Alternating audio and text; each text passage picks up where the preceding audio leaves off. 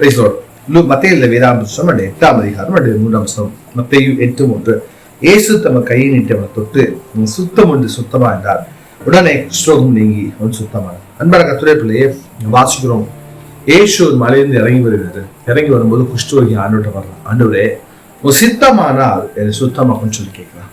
பைபிளை வாசிக்கிறோம், இயேசு தம கையை நீட்டி அவன் தொட்டு நீ சுத்தமாக அப்படின்னு சொல்ல. இது எதை குறிக்குது அப்படின்னு சொன்னா, இயேசுவால் கூடாத காரியம் ஒன்றுமில்லை. இந்த நிகழ்ச்சியை பார்த்து உங்க வாழ்க்கையில பல விஷயங்கள் உங்களால முடியாம இருக்கலாம். சில சொல்லுவாங்க, பாஸ்டர் நான் எவ்வளவு ட்ரை பண்ணியுமே இந்த விஷயம் முடியல, இந்த விஷயத்துல ஆண்டவர் மட்டும்தான் அற்புதம் செய்ய முடியும்னு சொல்லி நிறைய பேர் சொல்லி கேள்விப்பட்டிருக்கேன். நிறைய ஆஸ்பத்திரியில ஊழியத்துக்கு நான் ஜோமனை போயிருக்கும் போது அவங்க சொல்லுவாங்க, இந்த வியாதி எங்களால முடிஞ்ச ட்ரீட்மெண்ட் பண்ணிட்டோம், இனி கடவுள் சுகமாகனதான் உண்டுன்னு சொல்லி நிறைய டாக்டர்ஸும் சொல்லியிருக்காங்க, பேஷண்ட்ஸ் சொல்லியிருக்காங்க. அன்பா கர்த்தருடைய பிள்ளையே, நம்முடைய வாழ்க்கையில பல நேரங்கள்ல நம்மளால எது முடியலையோ அது தேவனால் கூடும். நல்ல கவனிங்க, ஒரு குஷ்டரோகம் வியாதி அப்படின்னு சொன்னா அது உடனே மாறாது. ஆனா இங்க வாசிக்கிறோம், இயேசு தொட்டவுடன் குஷ்டரோகம் மறைந்து போனது. இந்த நிகழ்ச்சியை பார்க்க உங்க வாழ்க்கையில கூட இயேசுவின் வல்லமை வெளிப்படுன்னு சொன்னா உங்க வாழ்க்கையில எந்த காரியம் நடக்கலையோ அது நடக்க ஆரம்பிங்க.